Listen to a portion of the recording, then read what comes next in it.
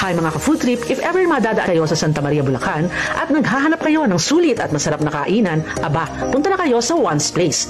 Sobrang chill dito. Ang perfect spot kung gusto nyo ng home-cooked meals na may ambience, plus Instagram worthy. Plus, check din dito sa mga naghahanap ng masarap na pero affordable pa. Located siya sa Aquinal Street, New Bypass Road, San Gabriel, Santa Maria, Bulacan. Hindi ka maliligaw kasi nasa Waze at Google Map naman ito. 5 minutes lang ito from Philippine Arena, kaya kung galing kayo sa concert at nagutom, eto na yon. Pwede ito for small to big group. And don't worry, may ample parking space sila. May indoor at alfresco dining sila. Provincial feels dito, lalo na paggabi. Super inviting ng ambience, promise. Bukas sila 24/7, so kahit anong oras kayo magutom, ready sila. Here is the menu. I-post na lang at i-screenshot para ma-idea kayo na mga pwede nyo ring orderin.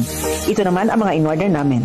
For sharing na toko with kangkong, tiempo silog, chick silog, long silog, at sisling sisig na naka-only rice. But gravy pala dito. At kapag sisling ang in-order nyo, only rice pa. Grabe, diba? Sulit.